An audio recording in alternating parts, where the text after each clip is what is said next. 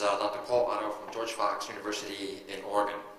Dr. Otto has just returned back to his teaching post after a fellowship at Hudson Library. Very prestigious. Great place to work. So he's making the transition back to quote-unquote real academic life. Dr. Otto is an authority particularly on relations between the Dutch and the Munsee people, particularly of this region, and he has a book on this topic.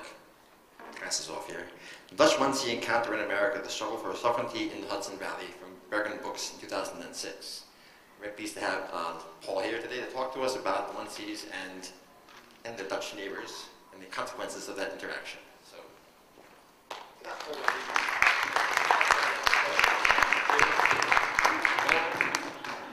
Hi, thanks for having me. I guess this microphone's working because I can hear myself. Okay.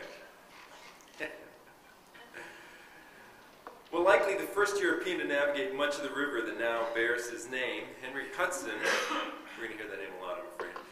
Well, not for me, but I mean today and tomorrow, initiated ongoing European Native American contact in the Hudson River Valley in 1609. As a result of his voyage, Dutch traders came to the region. They were followed by colonial officials, soldiers, settlers, and others. Like encounters throughout North America, European and Native American contact in the Hudson Valley meant profound changes for the indigenous peoples. The Hudson Valley was home to Munsees, Mohicans, and Mohawks. Living in the lower Hudson Valley, the Algonquin-speaking Munsees stood at the front lines of this European exploration, trade, and settlement. Those Munsees who lived on the coast held a unique position among the Indians of the Hudson Valley. They were producers of shell beads that are now commonly known as wampum. Ostensibly a product of Indian origin, wampum's development owes much to the intersection of European and Indian worlds. After the arrival of Europeans to North American shores between Delaware and Narragansett Bays, native-produced shell beads went from being occasionally manufactured in small numbers to being mass-produced by the hundreds of thousands. Wampum's nature, use, and application also evolved. These revolutionary wampum changes accompanied changes to Munsee society. These changes parallel transformations experienced by Native Americans throughout coastal North America. Furthermore, these changes took place not simply as the result of intercultural contact, but also as a result of the Atlantic world context. Highly valued among the Munsees and other native people of New Netherland and surrounding region was wampum. Wampum is the shortened term of the Algonquian word wampum-pig, which literally means a string of white shell beads. Native people throughout North America used a variety of shell products for diverse purposes, but a very specific form of bead, cylindrical in shape and manufactured from the coastal whelk. This particular thing, wampum, emerged in coastal regions from Cape Cod south to the Chesapeake, but particularly along the shores of Long Island Sound. Using stone tools, the Indians of this region manufactured various cylindrical beads for thousands of years, but over time the beads became more refined in shape and size, more uniform, a little smaller. At the time of contact, the manufacturers of wampum included the coastal Munsees, but also other Algonquin speakers in the region, such as the Shinnecocks of eastern Long Island, the Pequots, and the Narragansetts of coastal Connecticut and Rhode Island. In fact, according to Dutch and English observers at the time, these other Indian groups represented the major producers of wampum. Nevertheless, the Munsee people living on western Long Island, Manhattan Island, Staten Island, and on the nearby mainland shores also manufactured it. These beads held great spiritual and ceremonial significance for native peoples of New Netherland. The Munsees adorned themselves with wampum, employed it in marriage proposals, used it as an indication of social rank, and buried their dead with it. By the way, I'm breaking the rules of documentary evidence here by using pictures from different Indian groups to make my points. So don't tell people you saw pictures of a Munsee burial. It's a Huron burial. Same idea. But while the coastal peoples manufactured and used wampum, it was much more highly valued by inland peoples, especially the Five Nations Iroquois, who received the shell beads in trade from the coastal producers. Wampum figures prominently in the Iroquois legends of the origin of their league, in which Hiawatha discovered wampum and used it to soothe the angry spirit of the Onondaga sachem Tabaho. Indeed, Hiawatha taught the Five Nations how to employ a wampum in rituals created to unify their league. European observers noted the importance of wampum in Iroquois Indians who valued wampum. Its color was key to their appreciation of this sacred substance. As anthropologist George Hamill has described, because of wampum's white color, it reinforced positive social states of being. As Hamill describes it, Native people found that light, white, and bright things are good to think. It actually makes an interesting comparison with European appreciation of gold and silver, that it's a similar kind of appreciation. So it's universal in that sense. It's not strictly related to Indian people. Europeans first discovered wampum in this region during Henry Hudson's voyage. Among the Mohicans, it's Hudson again. Among the Mohican people on September 21 and anchored in the vicinity of present-day Albany, Hudson and his crew received on board a group of Indians. They were concerned because they came to care for one of their fellow countrymen who had become heavily intoxicated earlier by the crew's aqua vitae, as the records say, and he passed out. So they came again and brought stropes of beads. Some had 6, 7, 8, 9, 10, and gave him, intending to heal or restore him. Nevertheless, this fellow spent the night aboard the vessel, and his comrades came the next day, this time apparently to seek somehow to ransom him or restore him, recover him. This time they brought tobacco and more beads and gave them to our master and made an oration and showed them all the country round about. After this, the man returned to his village, and Hudson and his crew continued downstream until a few days later, on the 26th, one day less than 400 years ago, when this man and another, caught up with the Havaman, their ship, again came aboard and brought more stropes of beads and gave them to Hudson. There's no evidence, however, that Hudson and his crew really drew any lasting significance from this encounter. In fact, when Dutch traders came soon to exploit the beaver trade, they didn't apparently immediately know about it, but by the end of the following decade, it is clear that the Dutch had come to appreciate wampum's significance and have learned its value to the Indians. Dutch traders followed Hudson's path a year or two after his voyage in their pursuit of North American furs. By the middle of the 16 teens, European traders had explored the waters of Long Island Sound and the southern New England coast along Narragansett Bay, the heart of the wampum-producing region. And I guess I can look at the screen here. So typically we think about the heart of New Netherland here, but lots of these early explorers are coming all through this region and exploring. And in your packets, there's a map that Case showed us earlier that actually, there's my mouse again, that actually highlights this area all in a bright green based on these early explorations, because that's the area that the Dutch were particularly interested in. And this is laid out on this map, the carte figurative, a map detailing coastal features, the location of principal Indian groups, and the broader geographic context of these geographic and ethnological discoveries.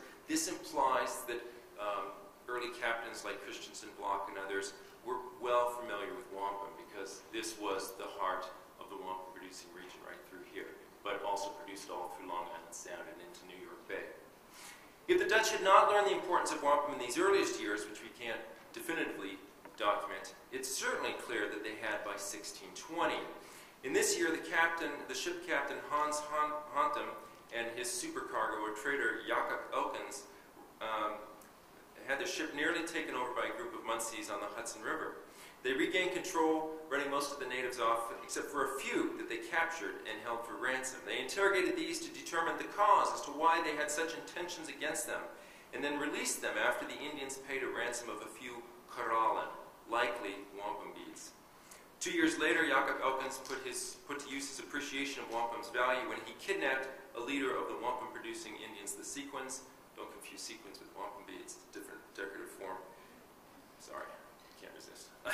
and he held this leader in exchange for 140 fathoms of wampum beads, and that happened likely over here.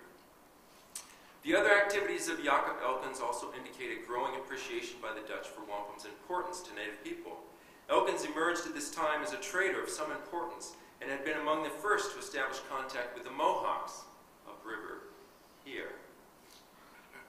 It appears that Elkins learned of wampum production in the greater Long Island Sound region, discovered wampum's especial importance to the Mohawks and other Iroquois, and began to exploit this knowledge by initiating a two-stage trade process whereby the Dutch traded manufactured goods to coastal peoples for wampum, and then exchanged the wampum to the Mohicans and the Iroquois, such as the Mohawks, of the upper Hudson in exchange for furs. This pattern was then repeated apparently by Peter Berenson. Like Elkins, he was active both on the Upper Hudson and among the Pequots and other wampum producers.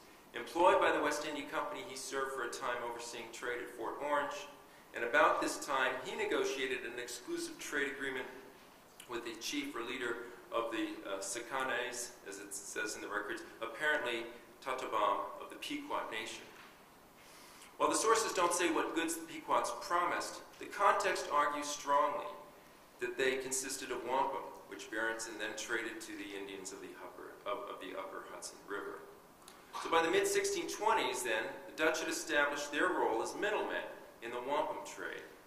As one source described it, wampum was the currency of the country with which the produce of the interiors paid for.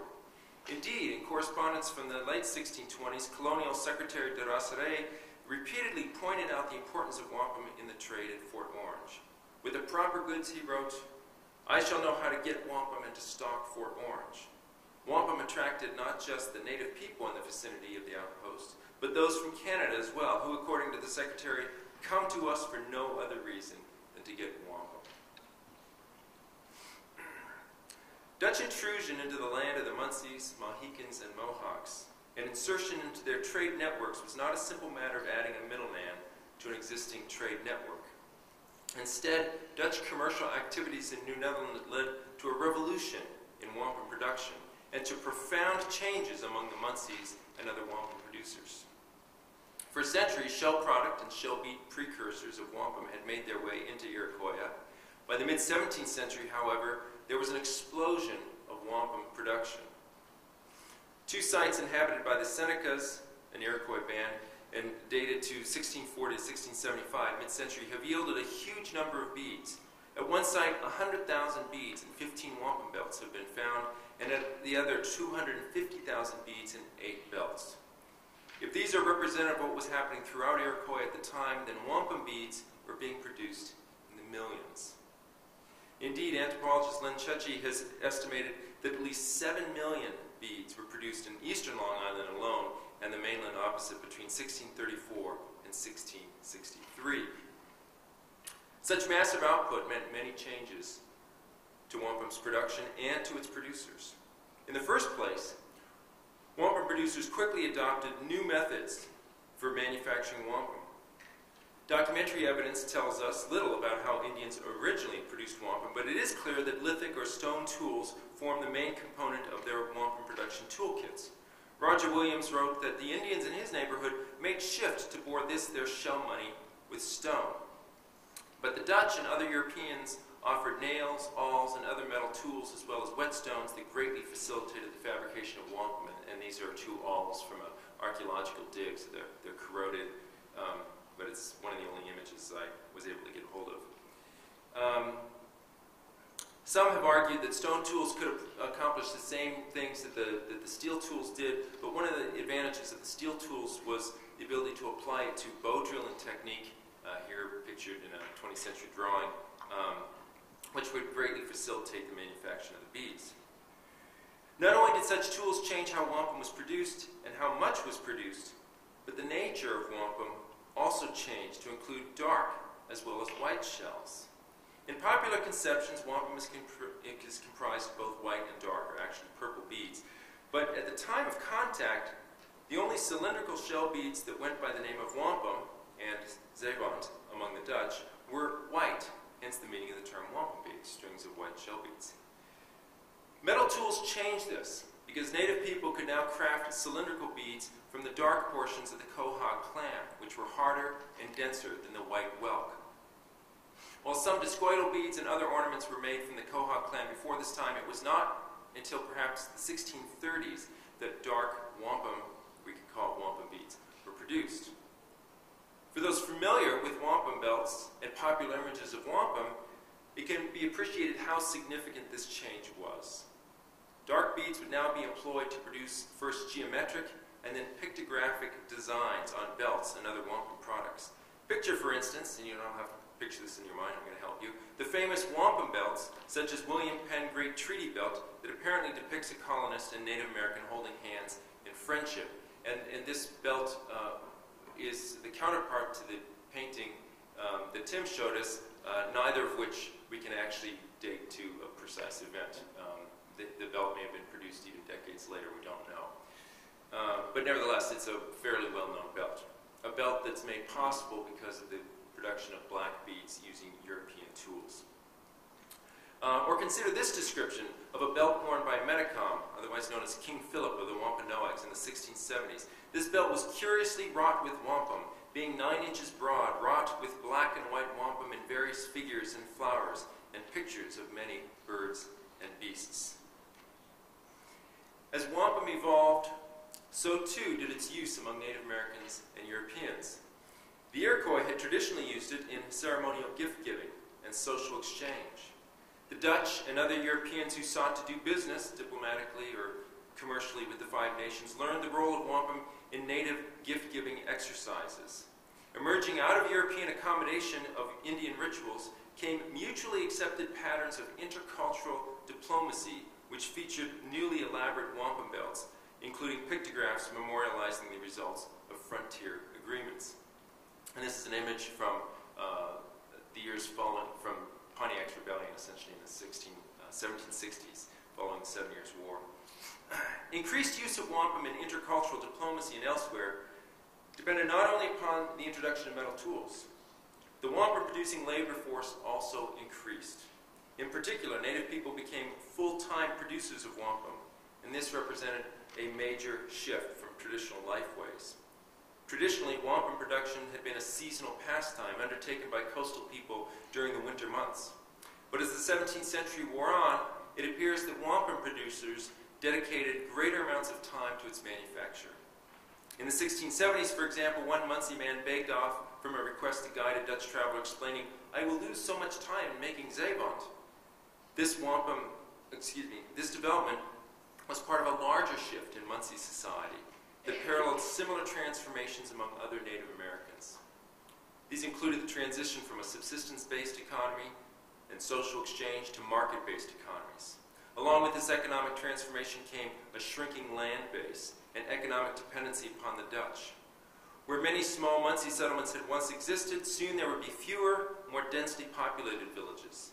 In these communities, social stratification increased, as evidenced by the more elaborate array of goods accompanying some Munsees, presumably leaders, in their graves, often including wampum, but also European goods. Such leaders may also have attained greater and more centralized authority over their people. One case serves to demonstrate the important shift taking place: the experience of Long Island Munsee leader Takapusha.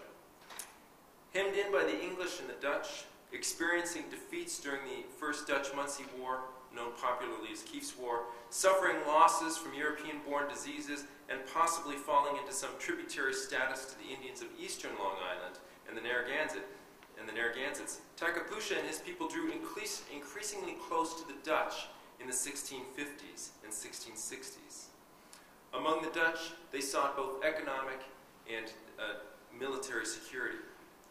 Believing the best hope for survival lay in building alliances with Europeans, Takapusha pledged to support the Dutch in the Second Dutch-Munsee War, known as the Peach War, and committed native auxiliaries to aid the Dutch in the Third, or Isalpus War, the Third Dutch-Munsee War. In 1656, Takapusha accepted Dutch Director General Peter Stuyvesant's offer. I have to apologize to Jaap Jacobs. That's Director General Petrus Stuyvesant's offer to, quote, build a house or fort upon such place as they shall show. This structure would not just provide for the Long Island Indians' military defense, but would also be furnished with Indian trade goods or commodities. Although not identified with absolute certainty, this structure was likely Fort Massapequa, whose remains are buried in a park in the town of Massapequa in southern Long Island. And I know exactly where that is, if anybody's curious. Archaeological, not that I've been there, but I found it on Google Maps. Don't tell them, they'll just dig up. Yeah. Archaeological evidence from the site supports the theory that the fort served as a place of defense in times of hostility, and in times of peace, it served the Indians as a center of wampum manufacture and exchanged the Dutch for European goods. In other words, the Takapusha and his people sort of planted themselves there. The Dutch probably kept a couple traders or soldiers in the fort, a supply of trade goods. If there was hostility, the hostility probably from the English they could hide themselves in the fort, but otherwise they sat outside the walls of the fort and manufactured wampum using the local shell to do so. Diminished in numbers, alienated from much of their original lands, and largely dependent upon European goods, Takapusha's people were able to cling to traditional activities, but these were increasingly structured and shaped by the economic forces that accompanied Dutch colonization of their lands. Ongoing demand for wampum created by these forces led to increased production in other ways as well.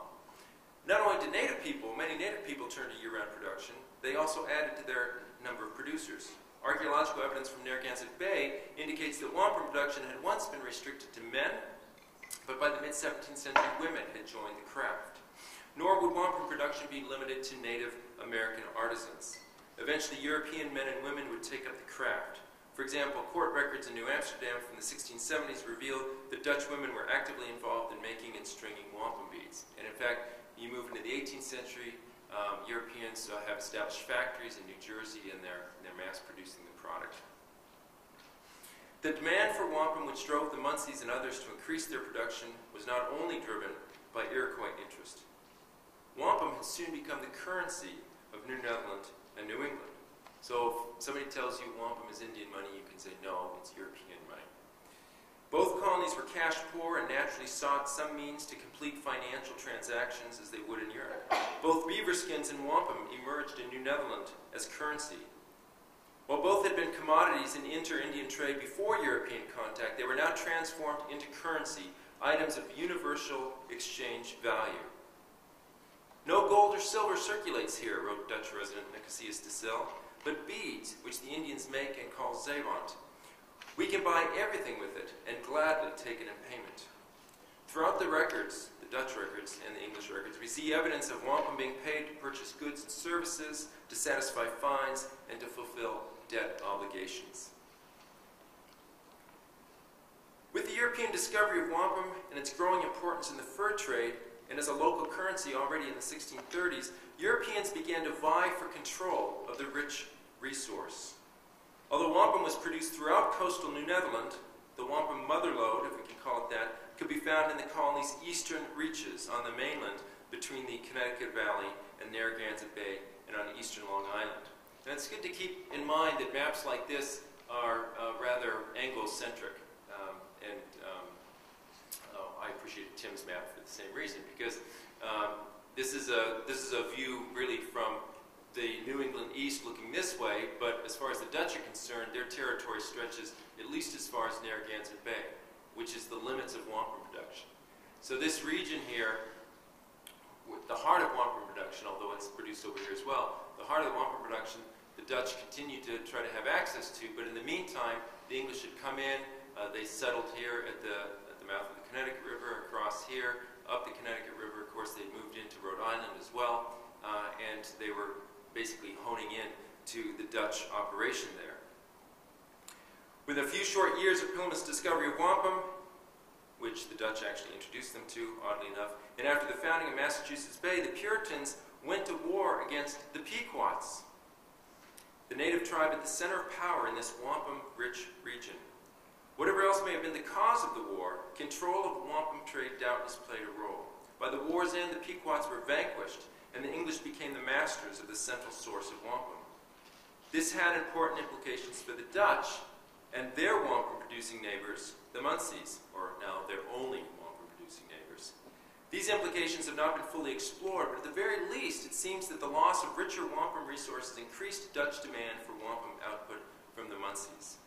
This in turn led to an expansion of the Dutch into coastal Munsee territories, seeking greater access to wampum through trade or control of its production. And it's also been speculated that the Kief's War in the 1640s, just a few short years after the Pequot War, was also tied to this event. Maybe not a desire to control the resource directly, but to turn the Indians into tributaries like the English had done, thinking they're going to extract more wampum from them. It's a speculative argument, but it follows the pattern of what the English did.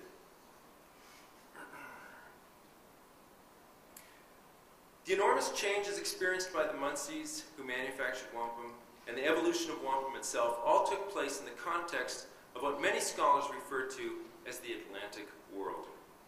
Many different relationships existed in the intersection of peoples and economies from 4 continents tied together by transportation, communication, and commerce across the sea. The Wampum Revolution can be understood in terms of the cis-Atlantic world, as historian David Armitage puts it. By this term, Armitage means the study of particular places as unique locations within an Atlantic world, and it seeks to define that uniqueness as the result of the interaction between local particularity and a wider web of connections and comparisons. In several ways, the history of Dutch-Munsee interaction and the evolution of wampum, while unique to the American geographic context, also owes something to the broader Atlantic world context in which these developments took place. The most obvious is the extension of European trade that brought demand for American furs and European manufactured goods to pay for them. Of course, in the case of wampum, the fur trade stimulated wampum production that was in turn facilitated by the European goods that paid for and made the wampum. In other ways, too, the wampum revolution is a product of its Atlantic context. It has been argued, for example, that the Dutch, who learned so quickly to exploit the trade in wampum, were primed to do so by their experience with the trade in cowrie shells in West Africa. And interestingly enough, this Munsees fellow, who it's speculated was named Jacques and taken to New Netherland, is not wearing a necklace here of wampum, as some people have suggested, but if you look closely, it appears to be a belt made of cowries, which who knows when or how he got them. But the engraving took place in Belgium at the time, about in the 1640s. It's even suggested that the Dutch proactively turned wampum into a local currency. Whether or not the Dutch intentionally transformed wampum into currency, its economic transformation was necessarily a result of the Atlantic connection of European and Native American worlds. Furthermore, as demand for wampum continued, and after the Dutch lost access to the major source of wampum in New England and eastern Long Island, they turned to other sources of shell, the West Indies. Wampum production then came to depend in various ways on Atlantic exchanges. First, the metal tools and whetstones, which facilitated its manufacture, then the introduction of Dutch and European labor, and finally the importation of raw materials from elsewhere in the Atlantic world. The Atlantic world context of many colonial developments is often taken for granted. But connections across the sea and between the lands on the Atlantic's multiple shores truly shaped events in New Netherland. Imagine this: had a handful of Europeans come to the lands of the Munsees simply to establish themselves as permanent agricultural communities without any economic or commercial connections to Europe, Africa, and the Caribbean, it is hardly conceivable that wampum would have evolved in the explosive way it did. Adjusting our perspective as we consider North American intercultural relations in light of the Atlantic world helps us see qualities of the encounter made unique by these Atlantic connections and which would not have existed apart from them. This Atlantic context meant a change in perspective for the Munsees themselves. While wampum continued to flow from the coast to the interior as it always had, the Munsees, who were once oriented in that direction, had become reoriented outward to the Atlantic, from whence came the goods that they valued so highly and needed so much to continue their production of wampum. Whether or not they fully appreciated this change, it nonetheless took place. Wampum, once a product of native North America, became a product of intercultural Atlantic world forces, and the traditional wampum producers, including the Munsees, became participants of this broader Atlantic